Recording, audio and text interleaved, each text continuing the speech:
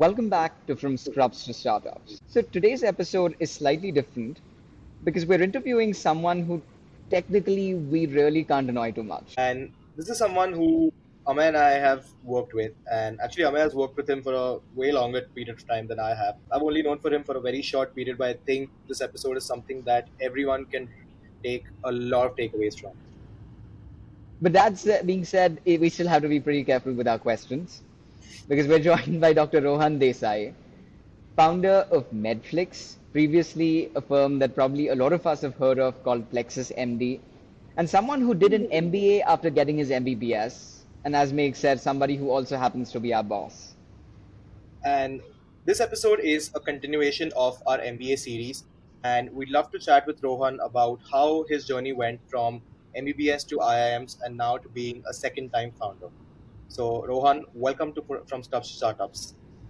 Thank you. Thanks, guys. Thanks for having me. Ups to startups, yeah, we're making big leaps. Startups, no more counting sheep. Startups, while others merely weep from scrubs to startups. So let's start right at the beginning, Rohan. When you were doing your MBBS, did you ever feel like at that point you wanted to switch into a non-clinical career, or how was it like? So, I think the decision making starts in 12th standard, right? And the question is, why did I get into MBBS before, answering why you get into MBA? So, like, for me, it was a combination of two things.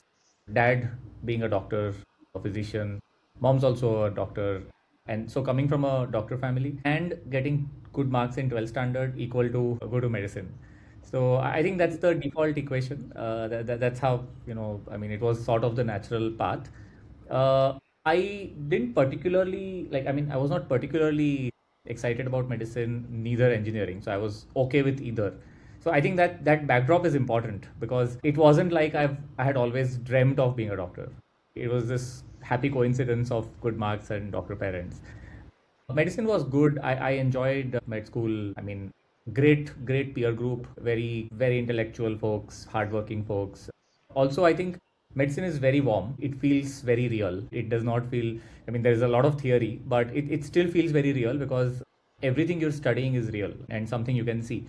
So I enjoyed medicine a lot, but I think somewhere in third year, I really started getting some ideas and started thinking a little bit. I think that's also the time when people start choosing, NEET PG versus USMLE. So maybe, it was the effect of folks around me starting to take a side. And I started thinking. And for me, there were a few factors at play actually. The major factor was the more I thought about what I want to do. And the question would be India or US, what specialty? The more you started thinking about it, the answer which kept coming back to me was whatever I do, I want to create impact at scale. I started feeling that getting into a super specialty branch, specialty, super specialty, would not allow me scale. As an operator, you get to deal with your share of patients in your career. So I thought there were two options ahead. One was to pursue management. One was to pursue research and academics. Both of which, do give you that ability to impact at scale. Like you go to research, you work on something life changing, and you've created impact at scale. But I knew myself, and I don't think I had the aptitude to do research, or I'd never been like a research person. So I thought management gave me an option which I thought I had the aptitude for. I loved math. Math was my favorite subject in school, and unfortunately in med school, math is not needed. So you just don't get to use your math skills. So and management felt a little more natural to me. So I thought let's explore that path. I learned a few things about how it works and everything. Gave CAT, and I thought we'll take it one step at a time. Let's just do CAT, then see where we go. To press a little more on your process because I think this is something that a lot of people go through where, like you said, there's this combination of the parents' good scores, so-called smart students pushed into medical school, and then you're just lost to an extent. So when you were going through these options where you said, okay, maybe I'll do great at management or in academia, was there some kind of process you followed to narrow it down to these two possibilities? I mean, I'm just trying to think from a perspective of medical student who's like, I don't thoroughly enjoy medicine, I want to do something else, but there are just way too many options. How do I figure out what are the options that I think I can do well at? I remember one specific event which may have triggered this. So we had a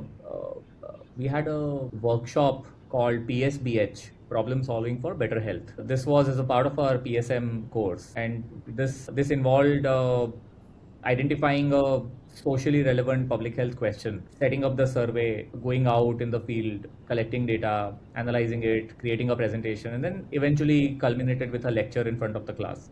Now, this was a group activity, and in my group of four, I loved this entire project. And in my batch, I don't think anybody else even liked the project at all. So I think things like this tell you would enjoy fields like public health or again, scale. So when you talk about scale, you're invariably talking about public health in some form or the other. So that was again the maybe the last trigger, because the other things I said had already been sort of at play. The process was the moment so the first thing I think which came to my mind, and which again might come to a lot of people's mind, is ki WHO mein jana hai. That thing is something which I think all of us growing up, at least in med school, like people do want to join the WHO. So that was there, and I realized ki it's not very easy. Like you can't get into WHO out of school. It takes some work. So that was step one. Then the other thought which was there was ki somehow you want to end up with the Ministry of Health, work in a public health department, whether it's the national, state, whatever, some health body which has the power. One of the examples I used to give to people, like folks at home, friends, to sort of explain myself ki, what is it that what does this impact at scale mean. So the example I used to give at that time, and again this was a relic of what I was studying at that time. We were studying the polio program, so I was just giving them an example ki if someone like us joins the Ministry of Health, analyzes, understands the polio program in detail, like like a consultant, and you look at the whole process and you go back with a very small suggestion around supply chain or the cold chain, and if it leads to more effective polio vaccine reaching the last mile, you've created tremendous impact at scale. So it was these kind of ideas essentially. But in terms of process, I think I don't remember the specifics at all, but I would have probably Googled and read about options in public health. That's what I imagine I would have done. So this is something that we witnessed as medical students and also as a lot of just podcast co-hosts who talk to a lot of other medical students, is that even at this point, if you just Google what are some non-clinical career options, MBA is one of the only thing that pops up. I think there's a plethora of fields which are available, which are open to having medical students, but it's just the fact that medical students don't know about it. Did you ever feel like this happened with you, and whenever you looked it up, you only found something about an MBA? Honestly, it's been 20 plus years. So if today you are saying that there is not enough information, I don't think there would have been more information at that time. And yeah, I don't even remember like evaluating anything other than MBA in like a lot of detail. So for me, it was think MBA. even today, So you're what right. happens is like a lot of people probably, even if they know options exist, is like the most talked about. MBA and maybe to an extent, I would argue law. So even though these options exist, because I guess there are a lot more doctors who've gone and done an MBA after MBBS now, they are probably in management positions as well. And I would just guess that that's the reason why that is the case even today. Yeah, MBA is a very broad sort of degree. Most other degrees would come a little specific. And so by definition, their alumni bases become smaller. MBA is like this rest of the world category. So MBA gets like, a larger voice, I guess. Makes sense. So back when you were considering your MBA, do you remember what was your understanding of your MBA as a medical student? Because we tend to think that what our understanding of an MBA is as a medical student may be slightly or maybe very different than what it actually is. Growing up, my flat shared a common wall with IIM, and I've always lived like with a common wall with IIM, and maybe till 2002, 2003. So I went into MBBS in 2002. I don't think I knew what IIM is till 2003 or 2004. I had no clue, and because it was a common wall, we we would cross IIMA every day. So that was the kind of, lack of awareness I had. That was the kind of ignorance with which we grew up. Just focused on academics, just focused on school. This is late 90s. So I did not know what IIM is. When I started preparing for CAT, I honestly did not know too much about MBA.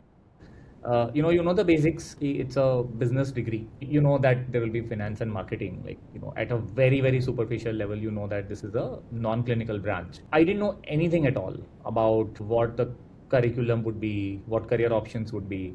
The only thing that I had in mind was that you're aiming for a very, very elite institution and you're going from point A to a higher point if you do make it. And so I just trusted that algorithm ki whatever will happen will sort of work out for the better. And just, let's just go in and see what it is. I did speak with, a couple of seniors that I could then find. So one of our profs in Opthal had a family member in IIMA at that time. So I took his help to go and meet him. And I remember meeting him. His name was Sharad. I remember meeting Sharad for the first time. This is the first time I've entered the campus. I mean, I had a school friend from IIMA whose dad was a prof. So I had been to IIMA to meet him a couple of times. But at that time, for me, it was just, his residence. I didn't know too much about the campus. But yeah, so this was the first time I properly went to IIMA, and I was just in full awe of the aura. When I met Sharad for the first time, and this is when I was preparing for CAT, I had not given CAT, but I think this was like a solid, dose of motivation. I just loved the aura. The institute spoke to you, it was massive. So after the decision, I started figuring out what it is. So again, I don't remember what exactly Sharad would have told me then, but again, my focus was on how to crack CAT. My line of questioning was not ki, what is MBA or so. Yeah, I think I went into the program with a very clean slate, with very little knowledge and no clear expectations as such. And Just I think just that trusting in the just brand. kind of answers partly what I was about to ask you right now is that when you went in, I mean, sure, your focus was on clearing your CAT and just cracking it, which you did. And then once you knew you're getting into IIM-Ahmedabad, what was your expectation at that point? I mean, did you have any expectations that you'll come out in a management role and, or at any point did you even consider the fact that you'll probably be on this entrepreneurial journey? Or at that time, it was just like, I'm just going to go with each day as it comes and so on? Yeah, I don't think I thought too much about it when I got in. It was just about enjoying that moment and enjoying the next 2 years. I think it was quite helpful in that sense because I was not overthinking too much ahead. I just thought we'll just go The in reason and I'm see asking that is because where it a lot takes of you. times when medical students tend to tell their parents, or I mean, typically we still have our parents paying for our education for the longest time in India. So what happens is when people tell their parents that I want to not go down the clinical path, a very normal question or sort of normalized question from the parents ends up being, okay, what is the outcome that you're expecting out of this program? And I just thought, that's why maybe if Yeah. there were any insights, but I guess not. Yeah, no, I guess my naivete is inherited from my parents. So I didn't care and they didn't care. So they never asked me, why or what will happen to you. I mean, hats off to them. Like I've always been extremely grateful to them for never questioning, fully endorsing. It would have been, a significant sort of thing to give away forever. Like my sister did engineering after 12th. So she was never going to be a doctor, and I had been a doctor, and their legacy of so many years, and to just sort of see it end, right? It ends with you. So I think I don't know if they had any behind the door conversations about regretting it or anything, but they were super supportive, and they never asked this question. I think they also felt the same thing. Ki you're going to a better place, and something good will come out of it. So And it did, I mean, clearly. yeah, it's a WIP story. No, for sure. But walk us through your journey. So, right when you entered IIM, you encountered subjects that you'd never dealt with before. Like you mentioned, you have sales, marketing, finance, economics, and these are aspects of life that as medical students we don't tend to acknowledge. In medical school, we have blinders on. We do not look at life outside of medicine. So, how was your first time encountering these subjects? So just walk us through your journey.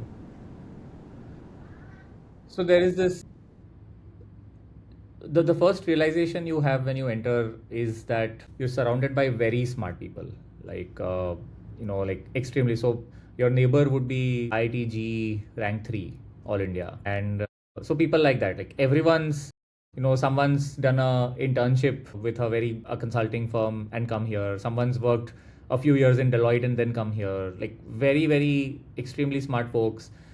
There are organizers of Mood Indigo next to you. Your peer group is extremely smart. But one thing which differentiates medical students in that Melly, I think, is the sheer ability to work hard. I think, they bring smartness, we bring hard work, like just sheer hard work. The sheer ability to put in hours, I think, that med school trains you for. So when they were issuing us textbooks for the first term, we went to the case office and we got this big pile of textbooks, and I remember everybody else just being out of their wits that day कि ये क्या है, मतलब, like, how is anyone supposed to do this, because they give you a pile which goes from the ground all the way up to maybe your midriff, and like it's that big a pile of textbooks, and then they tell you this is for the first 3 months. So I think people were just shocked, and I was very okay with it. I remember being very okay with it. कि हाँ ठीक है, मतलब, for us we had Baby Robbins and Father Robbins, and I think that's a very strong prep going into your B school. So that was one thing. So I also remember our first unit test. So we have a subject called FRA, Financial Reporting and Accounting. That's the anatomy equivalent of B school in the sense that it has the highest mortality rate. So most people get their Fs in FRA or accounting or whatever name it goes by in different schools, but accounting is like crazy. So I somehow, I don't know, I somehow topped the entire batch in the first FRA test, and this happened to be the first test of our batch. And people were like, wait, there are CAs here and there are BCom students here, like handful, mostly engineers, 95% engineers, but the rest 5% were mainly CAs and BComs, and like minuscule number of doctors and lawyers. Again, I think it was just that ability to stay the course, put in those hours. I need to say that was the last time I topped any exam, any MCQ ever. Like it started high, kept going down eventually. Yeah, I mean, I think you are, if you're a med student who's going into CAT, who's thinking of doing an MBA, who's worried about whether I'll fit in, whether I'll be able to cope with operations, with finance, I would say hands down, yes. There is no conditional, there's no star attached there. You will definitely on that note, do all right. What were the skills that you felt in hindsight that medical school just did not prepare you for from a real world perspective? I mean, sure, business school is one part, but it's still at the end of it schooling where you're in a very protected environment. And the point of business school is it teaches you things like, I mean, I can say, for example, networking, which we really don't really pay any attention to during medical school. So what were some things that you thought business school or just that experience taught you ready for the real world? So I told you what med school teaches you, hard work. That's it. It does not teach you anything else, unfortunately. Yeah, med school is a very one-dimensional experience. People would not know how finance works. People would not know how the world works. People would not know how politics works. We don't have time. When you're doing 19 subjects in 4.5 years, and each subject has like 3 textbooks to refer to, we just don't have time for things outside of med school. So the side effect of being in med school was being very tunnel visioned. We just have, as you said, blinders. So that's the biggest drawback of the system or the way it is. And I don't even know what's the solution to it, because it's the same globally. Like anywhere, med students find it hard, and they are a different lot. The other thing which I think was lacking, so in a nutshell, I think exposure is something you don't get when you are in med school. The second thing is group work. Like med schools are not known for having groups or doing group works. It's all very individualistic. I go into the wards, I see the patient, I take history. It's all about and in med school, in B school, everything is group. Like on day 1 your group is assigned, and there are different groups. I think the learning the like dealing with people, dealing with brilliant people, dealing with weak people, dealing with people with different objectives, getting work done at the end of the day. So I think collaborating was a major difference. On the other side, I think what med school did have, in addition to that pressure grinder, was the patient on the receiving side, which a B school does not have. There's no customer in B school. It's all theory. And so B schools have evolved this case-based method of learning, which is to essentially substitute that. But med school gives you the patient, and it teaches you empathy like a B school never can. So it teaches you empathy, it teaches you how to talk to people, which in B school is restricted to a few research projects which you'll do here and there. So yeah, they have their own places, but in summary, B school is a lot about group work and a lot about organizational learning. So at least in IIMA, everything is student run. The mess is student run.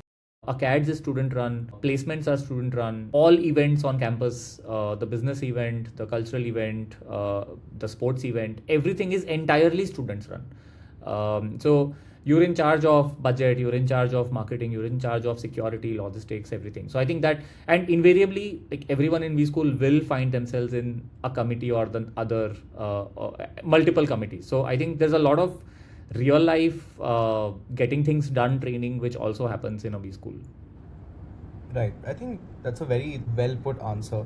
But I actually want to go back and ask you about something that you mentioned, that you have somebody who's interned with a big consulting firm or somebody who's worked with a big firm.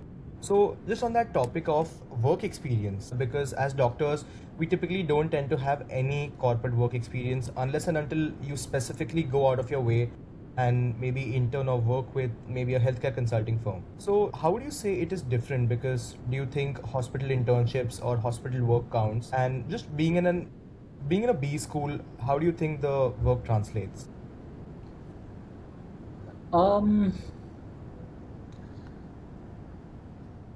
Very like I think it's a very interesting question, and like if you had asked me, do you have any regrets in life, or I probably have one regret, and which is that I went in as a fresher into my MBA. And like fresher as in obviously you did your internship, but you went in after internship immediately. I wish I'd worked somewhere for a couple of years, and I wish I had some benchmark. I told you I went in with a clean slate, but too clean a slate. So like an empty slate, right? So if you would have worked in any place, a startup, AMC, Ahmedabad Municipal Corporation, 2 years, some software company, some consulting firm, I think it would start, you'd be so much better placed to appreciate what the school has to give you.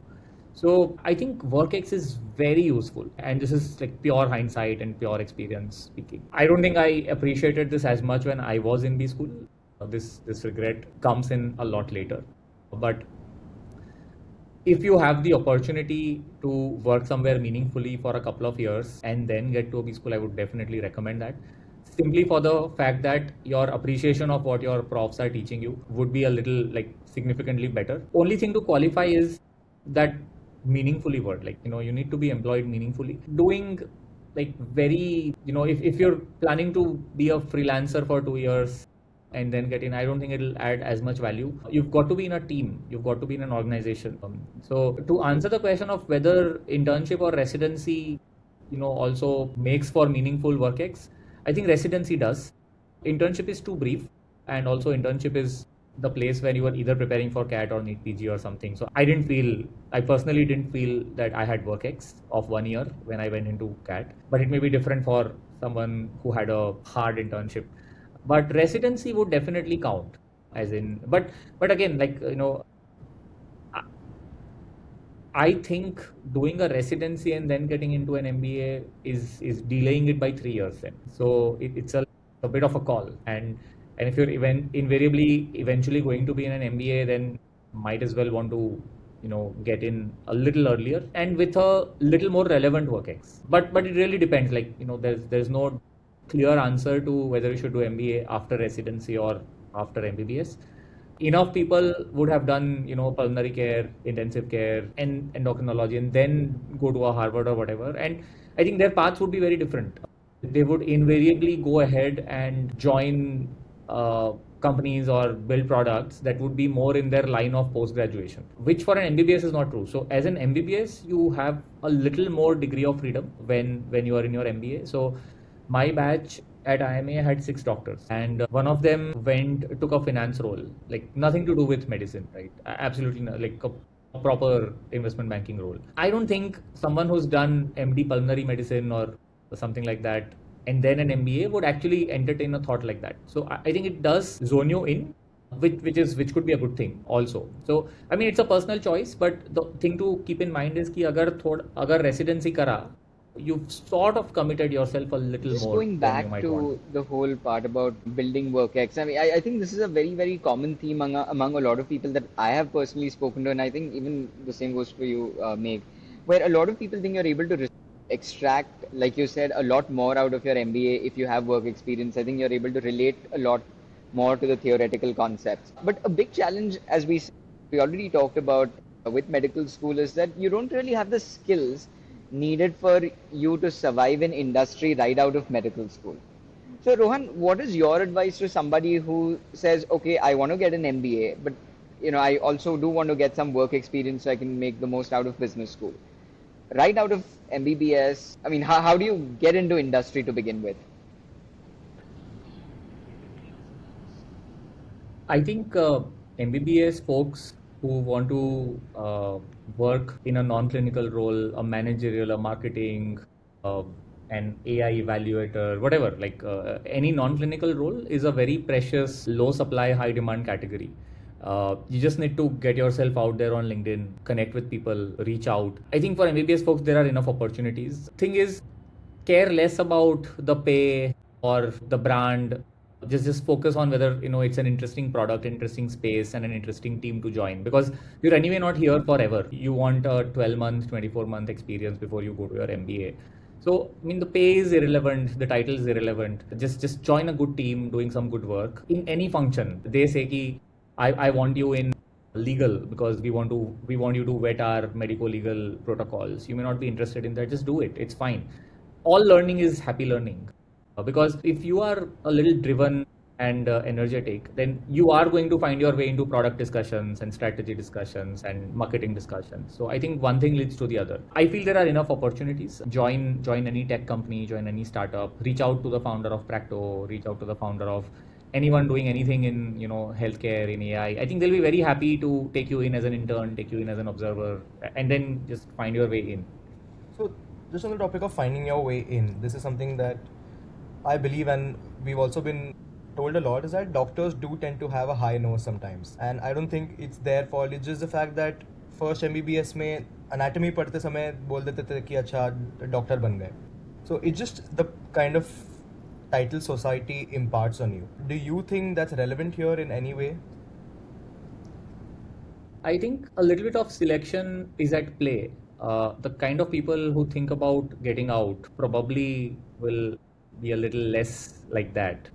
If you're in love with your apron and your position, then you're less likely to leave in the first place. So maybe, but no, I think it's personal. I mean, I don't think it's a very general thing, and which may be true beyond medicine also. Like someone who's a fresher might have different ideas of what work looks like. May not be a doctor, maybe an engineer, let's say.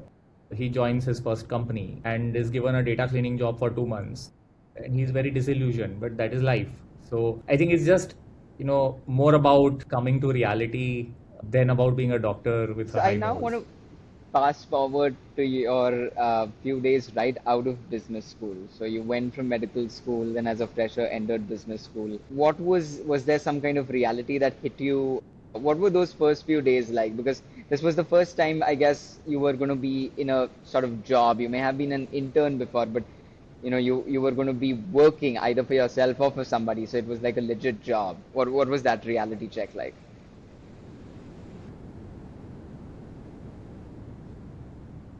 So I think before that, one sort of important moment comes when you're choosing your career and which direction you want to go to. So what I think was told by my seniors, and which I have later on sort of fast forward, is that when you are somewhere in your first year in MBA, you need to take a call. Are you someone who has baggage, or are you someone who doesn't have baggage? And baggage means the baggage of your degree. If you're someone who has baggage, then there are certain options which are open to you.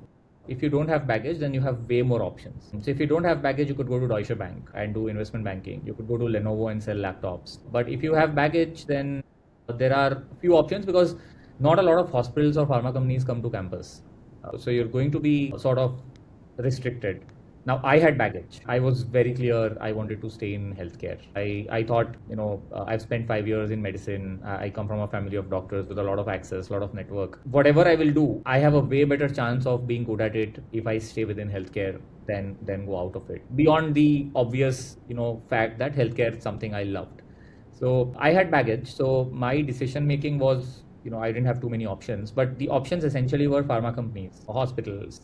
Even if they were not on campus, I could have gone lateral out of campus. But I chose consulting because, consulting, like MBA, delays your decision point. Consulting gives you 2 more years or 3 more years to figure it out. So I chose consulting. I chose a company which had a very, very good name in healthcare consulting in India. Not the McKinseys or the Bains or the BCGs, but a company called Feedback Ventures. And I love 2 things about them: the team and the fact that they were super renowned for their work in healthcare. And so when I interned with them, I got a PPO with them. So I joined them eventually. And when I joined them, I was joining a familiar team. Sorry, Rohan. Just for all our listeners, can you just explain what is the full form of a PPO and how exactly you get a PPO in MB school? Okay. So PPO stands for pre-placement offer. And so your B school, typically, if you're doing a 2-year program, you will do an internship between your first and second year. And it's usually summer internship in most B schools. Some B schools will have an autumn internship, but mostly it's summer internship. So and the summer placements are often considered more important than your final placements, because when you go to a firm for your summer internship, and if they like you, they extend you a pre-placement offer, which means that you're back from your internship, you've just started your second year, and at some point in the next few months, you will get a message from that organization that we want to give you a PPO, which means that we want to hire you full time. Typically, companies do have a strategy, so it would be key, they would pick 6 interns, and they would have it in mind कि 3 को PPO देंगे. And sometimes if they like everyone, they'll give everyone. So whatever. So PPO is a fantastic thing for a student to have, because it sets your floor. This is my worst case now. I at least have a job now. In different campuses will have different rules on how people with PPOs are dealt with. At least in my campus, I had a PPO, but I could sit for placements and I could sit for as many interviews as I wanted. So I did sit for some interviews. I got a couple of offers, but I was very happy with my PPO. So so that is PPO. And so I was just returning back to a very familiar firm, very familiar people, very familiar work. So it was not very, and by that time, I had, I didn't really think of myself as a doctor anymore, in the sense that, your question comes from that place, ki, as a doctor who's just out of B school, 2 years was, a reasonable period for you to merge in. So I felt as much at sea as, my engineer friends felt, or as much at home as they felt. So it was no longer, I think once you get in, you gel in reasonably well. It's you don't carry that, outsider tag for too long. So now just going forward, you worked in consulting, as you said, maybe it's kind of, both gives you a more holistic experience, at the same time sort of pushes that can of making a decision a little down the road. But now you are an entrepreneur yourself, a 2-time founder. Tell us about how that journey started, and what was the role your MBA played in it, if at all it had any. Yeah. So I didn't know, you asked earlier if I knew when I was preparing for CAT or when I got into IMA if I would be an entrepreneur. I definitely didn't, and I definitely didn't have any such ideas. But like very subconsciously, I had been generating a lot of ideas over the years, and even in B school, like me and a couple of friends from the dorm, we would just come up with ideas. We would discuss them. If it felt interesting, we would do some back of the envelope calculations. If it felt even more interesting, we would put up an Excel, create some assumptions, speak with a few people, speak with some friends. If it was really interesting, I would speak with my wife, take her feedback. So yeah, I mean, so when I decided to quit consulting and start Plexus, I think Plexus was probably idea number 70 for me. It was not my first idea. But again, uh, I don't know where this came from, where these 70 ideas were coming from. Maybe you're an idea person. Maybe you just attract when you see the world around you, you just see problems and you see solutions, or I just have to you see ask an here. So, opportunity what to create impact. made Idea 70 so special that you were like, okay, I did not take the plunge for the first 69, but 70 is the right one for me to actually take the plunge? Yeah, I think for all the ideas before that, they were killed at some stage or the other. Either the economics wouldn't make sense, or and there were a couple of ideas which I had worked on. So in 2012 or 2013, I was very seriously considering the home healthcare opportunity, which eventually, with Portia and healthcare at home. So it became a significant category later on. So yeah, so some ideas did make sense, but you would cross out on, some other factors like, am I the right person to actually drive this? Does it fit in with my strengths, etc. Yeah, so I think most ideas were struck out for some reason or the other. And yeah, with Plexus, it just made sense. I was so the source idea of Plexus was so Plexus MD was a LinkedIn-like platform for doctors that we started in 2014. But it started more as a recruiting platform. The source came from, so I was in consulting and we were advising a lot of hospitals and they were expanding into different cities. The boom in healthcare delivery that we see today, so much private equity is flowing into healthcare delivery. It actually started around that time. The boom, I mean, the good years started post 2010. A lot of private equity coming in. So we did our fair share of commercial due diligences, market entry projects, etc. So every time we would tell, an Apollo, ki, yeah, you should put up a hospital in Lucknow or in Raipur, and they would just come back to us and say, we know the demand supply gap exists. We know there are not enough linear accelerators and we should put up, but where are the oncologists? Where are the cardiologists? And so every time the question was, where are the doctors? Where are the doctors? And on the other hand, I was still connected with my medical batchmates, and I knew that there are enough doctors graduating every year and there are enough of them looking for opportunities. So it just felt very natural for me to create a platform which just brought these two sides together. Now, one thing you miss out at that point is, what is the potential market for this at best case. But to me, it seemed like a good enough starting point at that point, and so we started that journey. And I think I convinced myself by, saying this popular self-motivating sort of phrase, which is, if not you, who, and if not now, when. So I said, look, if someone needs to create a Plexus, like who's better suited than me? Someone who loves tech, someone who's a doctor, someone who's done an MBA, someone who loves math, is an idea person. And if not now, when will you do it? Like, it doesn't exist at this point. What are you waiting for? So I just sort of eventually, I think also the pressure of it being idea number 70, how many ideas are you going to like discard? So, but yeah, and also the previous ideas I discussed with my boss, who I was working with, and she's like a lovely person. Like she's my mentor, taught me everything. We're still extremely good friends. But she would find a way to knock out every idea. So this idea I didn't take to her at all.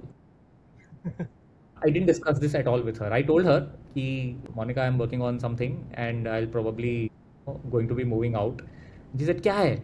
बोला नहीं नहीं नहीं ये मैं आपको नहीं बताऊंगा. I'm not giving you an option to, intellectually talk me out of this anymore. So yeah, maybe that was the difference. So this is something that a lot of students have a myth about, is that if they want to become an entrepreneur, they think that, okay, we'll just give our cats, go to an IIM, maybe an ISB, get our MBAs, and then right out of business school, we'll start a startup. But more often than not, that's not the way it works. Most students, especially if you're a doctor, I think 80% of doctors after B school tend to go down the consulting path. So what are your thoughts on this? I mean, it's very hard to, not just doctors. I think if you look at Indian B school placement reports, and Indian because India does mostly take in freshers. So you were a fresher before, you've just done your MBA, which gives you, a little bit of group work and everything that we discussed, but which does not prepare you for like real life the way a job would. So I don't think anyone in India is generally prepared to start up out of campus. If they were, I think they would not have done an MBA. If you know you're going to start up 2 years later, you're not going to waste your next 2 years doing an MBA. You'll start up right now. So unless something has happened in those last 6 months, and you found a guy, you found a teammate, you found a co-founder, you found some financing. Most people will take up a job because you have loans to pay. You also want to learn. You also want to build your network. I think it makes a lot of sense to work out of campus for a couple of years, 3 years, 5 years. I think this is not like a published number, but my sense is that most people will work for 4 or 5 years at least and then start up. So I think it's not just about doctors. And yeah, I mean, if anyone thinks that's going to happen, it's very unlikely, because and in healthcare even more so it's difficult, because med school teaches you medicine, nothing else. It teaches you like hardcore anatomy, physiology, pharmacology, everything. B school teaches you simple finance, simple stuff. That intersection between business and medicine still hasn't happened for you. That will only happen when you go to industry, when you actually join a pharma company, when you actually start working there, or actually join a startup or a tech company. You'll actually start seeing the interplay of medical regulatory things, which is like the most important thing. So B school teaches you GTM, marketing. How do you go to market? How do you market? It does not teach you GTM for healthcare, which is so different. Like it's very, very different. Like selling something to a doctor, selling something to a patient. I don't think patient is a normal customer. I don't think people are ready out of B school to start up. But if you've had previous work ex, So that then actually for sure. brings me to another question along the same lines. For doctors looking to branch out of clinical medicine, what would you say is a good reason to get an MBA? Because you did just speak about what an MBA does do and does not really do. So who is a great candidate to get an MBA, and what are some reasons for which you should absolutely not consider getting an MBA?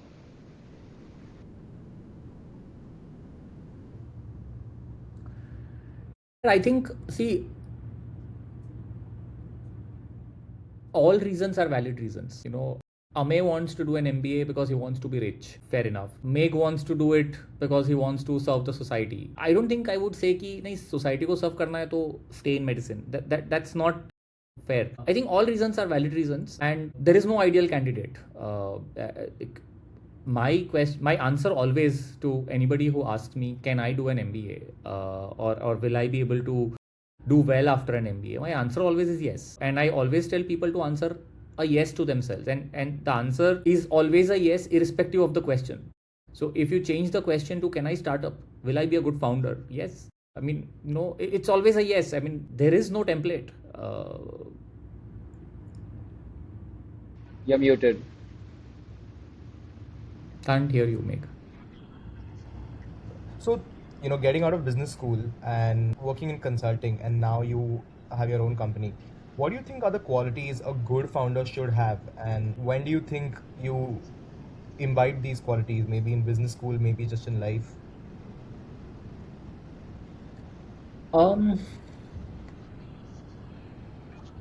I think top of the list today happens to be my Oh, wow. 12th anniversary of founding Plexus MP. That's a great way to do a great day to do a podcast. I Record this mean, episode. it makes this podcast even more special for Megh and me for sure. Yeah. So I think top of mind is just perseverance. I mean, it goes beyond the cliche of saying, you need patience. You need patience of some magnitude, tremendous positivity and optimism, pathologically being optimistic, sometimes delusion.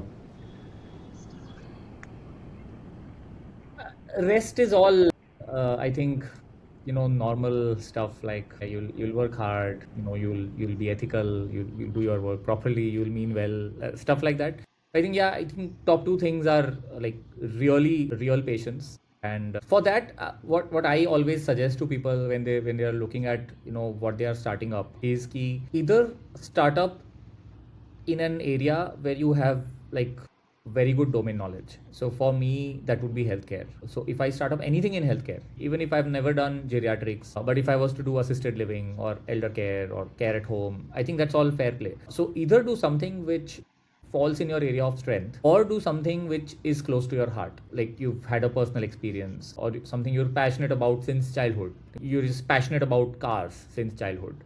You may have gotten into MBBS, but do a car startup, you'll do well. The reason is that the journey is so long that you will need some extra sources of motivation to stay the course, and it really helps if it's something you're very passionate about. So, but yeah, otherwise, qualities of a founder, you figure it out along the way. What you don't need when you start out is to know the laws, how to build a company, how to get a trademark done, how do I do my finances, how will I raise funds. These are, unnecessary distractions or unnecessary fears that you carry. You don't have to think about these. These just fall in place. I mean, I found it in 2014 when we didn't have the support of ChatGPT. So a lot of this was actually, learned on the go. A lot of this was learned through penalties and, heavy interest payments. I mean, okay, that's okay. It's all part of, building. But now with ChatGPT, you'll figure it out, right? You'll just ask simple questions and you'll get reasonably good answers. So yeah, you don't And I have to guess worry about the other part I want to questions ask like you that. is, what about picking the right people for the right job? I mean, I think that's probably also an incredibly difficult but equally important part of just founding your own company. And if I can just share an insight, so when Megh and I started working on this, I don't think we went by a template. Like, why are Megh and I doing this podcast together? It's just because I think we had like a common set of beliefs. We enjoyed working with each other just as people. We sort of vibed right. And I think somewhere there is this fundamental understanding that even if we disagree, I know that he has the best interests of the podcast at heart, and I would believe that he thinks the same about me. So we don't have a template, but so do you have a template as a founder? Because running a podcast, I would guess, is sort of a little lower stakes than actually running your own firm. Yeah, I think the template has changed, evolved a lot over time, and hiring is very hard, very, very hard. So I think you're still more likely to mishire than hire well. It remains a fact of hiring. And uh, I mean, we've had our more than fair share of, mistakes. And I'm sure, the people also felt that way multiple times. So I think it is hard. I think it's hardest at the start when you are like a one person company, right? You decide to start up today. Who's going to join you? Everybody wants to be a co-founder. Nobody wants to join a one person company. Very hard. Like it's the hardest at the start, and your bar is the lowest at the start because no one's willing to join you. So you keep lowering your bar on whatever that template is, and so.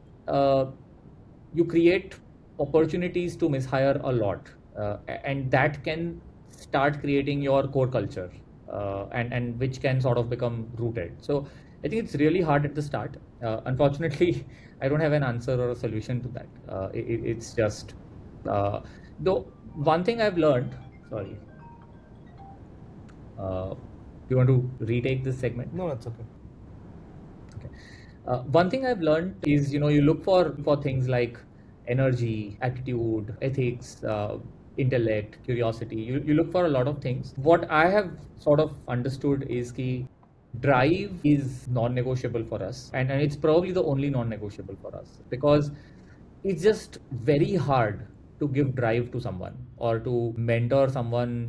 Like I can't convince Megh to work hard, or I can't convince him to stretch. I can, if he's terrible in Excel or Canva or doing calls or speaking to people, everything is coachable. Drive is very hard to coach, or it takes way too much time of yours as a founder to coach. So you might really like someone, but that person just keeps having meltdowns, keeps having, existential questions. Ki yaar, but what's the purpose? Very good guy or girl, whatever, very talented, but just every 2 weeks has a problem. वो बहुत मुश्किल है. I mean, it's very hard to, or it'll take away disproportionate amount of your time to sort of keep that person on track. So for me, drive is very important. If you show extreme, real, genuine drive, and you have to be able to pick it up as a real case and not just, interview posturing drive. So you ask someone, when is the last time you worked hard, or what's your definition of working hard? So I think what works for me a lot is if I ask you, Améy, walk me through your CV, and the passion with which you walk me through your CV, the level of detail that you have about, a one bullet point that you have mentioned there. It might be one bullet point or, 3 words on your CV, but you know so much about it is like a great reflection of drive. So that's one way. But yeah, and integrity, of course, is a non-negotiable. But how do you check? There is just no way to find. You just hope, assume. But yeah. Yeah, no, I think that's beautifully put, and especially that point, the point where you said, "Walk me through your CV," and just picking up that one bullet point and the knowledge behind that. I think that's Yeah. a very big takeaway for both of us, and I hope to all our listeners.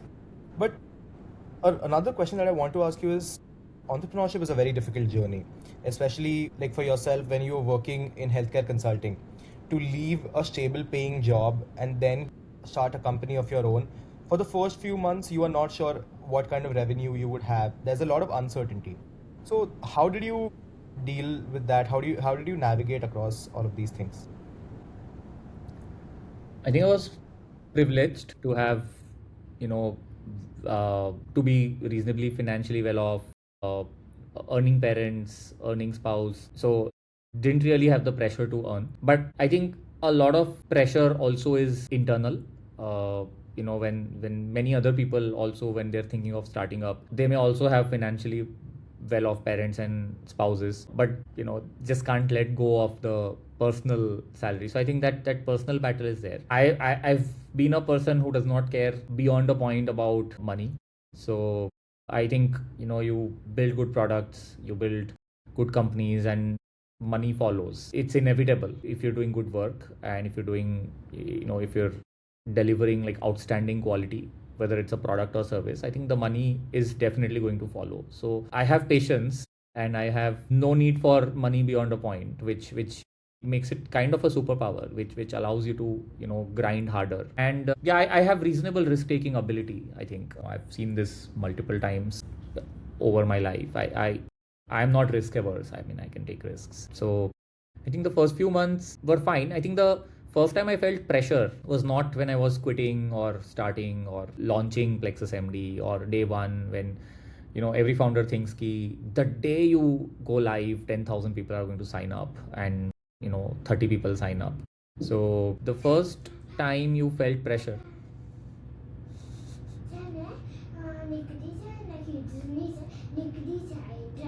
તમારો call ચાલે છે. Sorry, that was my younger one showing her nail polish. Yeah, I was saying the first time I felt pressure was when we took investor money, and it was the first time that anyone other than me or my family had put in money. And I do remember like not sleeping well that day, and I think it just goes back to your middle class service family roots. Like there's this tremendous pressure you put on yourself, make other people's money grow better. So I think, but yeah, from that lens of being out of a salary, or I don't think that was really like a major problem. I mean, if it would have, it did. I was probably salary-less for more than 2 years, and like we had raised money, but I was not paying myself, and so yeah.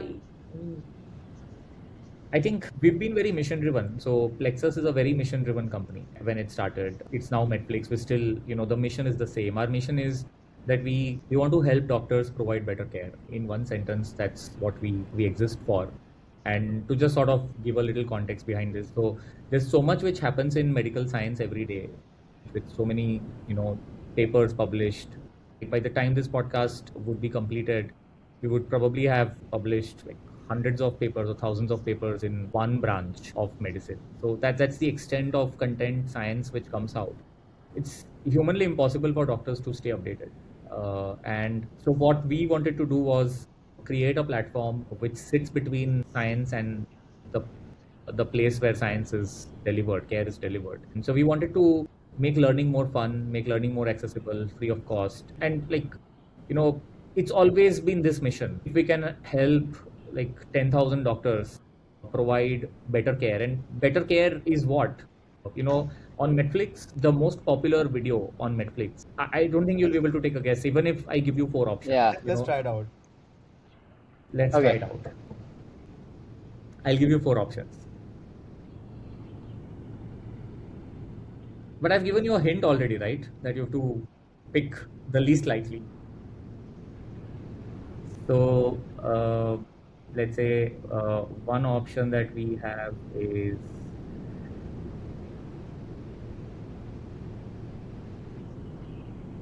Okay. obesity trilogy.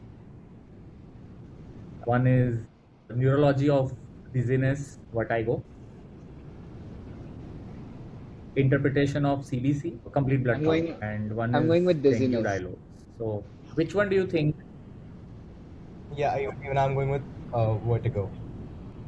So, the most popular lifetime video is interpretation of complete blood count. It has 26,000 views. Why do you think 26,000 doctors felt ki interpretation of complete blood count would be worth 60 minutes of their time? That's what is at the heart of the mission of helping doctors provide better care. Because CBC is something people do 10 times a day. And if they can interpret it better, and this is not like we just did interpretation of CBC, like we've done 1,500 other videos. It is the people who decided that this was the most useful of it, right? So this, sorry, I mean a little bit of a distraction digression, but yeah, we've been very mission driven, and for us, as long as enough people are attending our lectures are live every night at 9 o'clock, and so interpretation of CBC would also have been live, some time back, and then it's available for replay. So that's the fuel. It's not the salary, honestly. So I think we could live past those first couple of years, and then uh, you start finding some business models. You start paying yourself a little. Uh, I don't think after 12 years as a founder, you still get to a point where you pay yourself anywhere close to what a market salary is. So I think, yeah. So throw back to that question where you asked qualities of a founder. I think you've got to be okay with not paying yourself market salaries for an extremely long time. And because not a very big percentage of founders will be able to deliver quick exits for themselves, or, go so big that their salaries really balloon.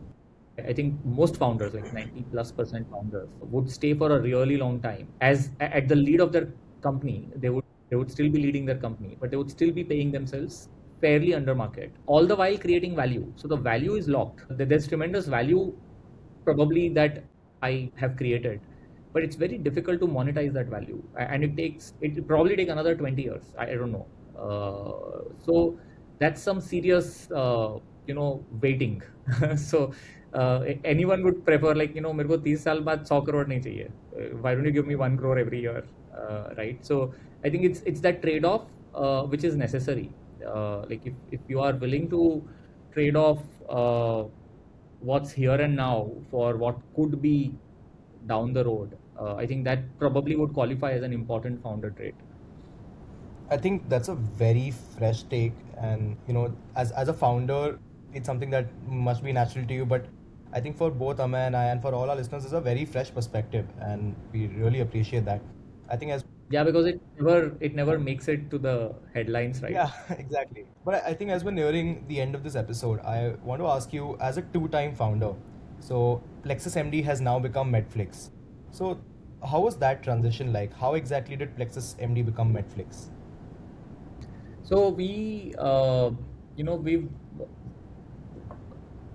I've one of my qualities, along with patience, is stubbornness, and we've been very mission driven about helping doctors provide better care through Plexus MD, and we were very stubborn that we'll make it work, and not because we've committed to we'll make it work, but because I just felt that a platform like Plexus is needed. It's our inability to get it in the right form that doctors can spend more time on, etc.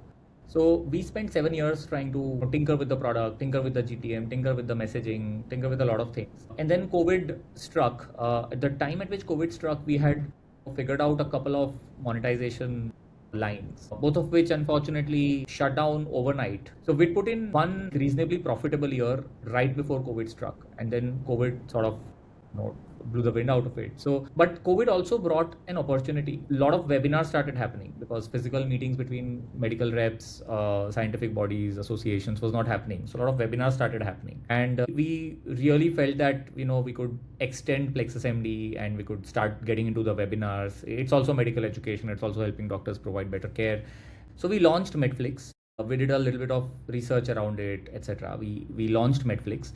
The idea was ki we'll run Plexus and Medflix in parallel forever. Like as in, there'll be two products from the same stable. Now, in its first month, Medflix overshot Plexus ka best ever engagement numbers by like a margin of 10x. And we thought, okay, let's see if this is just, early excitement or whatever. And it just kept getting better for the next 6 months. So 6 months in, the engagement metrics between Plexus and Medflix were so wildly like different, poles apart.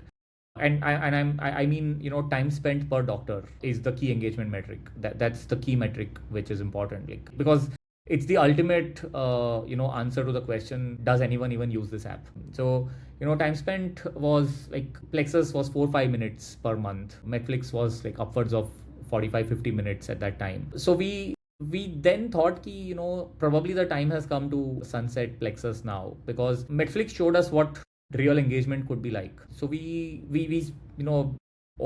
didn't agonize over this decision too much. Actually, we just had 2 or 3 conversations in the team and we just sunsetted. So Plexus was a very strong brand. Even today, like when I go and meet doctors or students, people still know Plexus, and they still probably don't recognize Medflix. So Medflix has that hard work ahead, but Medflix is completing 5 years in a month from now. So it also has bided its time now. But yeah, that's how the transition happened. And I then think that's Medflix just took over. really a fascinating journey, and I think a lot of these insights are very relatable and very actionable for a lot of our listeners. Rohan, we really didn't know where the hour flew by, so thank you so much for taking the time, for all your wisdom, and again, congratulations on 5 years of Medflix, and of course the strong brand that you've built with Plexus MD. But again, more than anything, this is a very special episode for both me and Meg, so thank you so much for joining us. Thank you so much, Meg and Améy. Been a lovely chat. Didn't realize where time flew. I hope it's useful. We've sort of spoke about a lot of things. I hope it helps people along the way. Oh, we bet it will, because it was a lovely episode, and as Améy said, it's been a special episode even before it began. But I think the hour has just flown by. So at the end, we can just say it was a fascinating one. So thank you so much, Rohan, again for joining, and for all our listeners, thank you so much. To startups, yeah, we're making big leaps.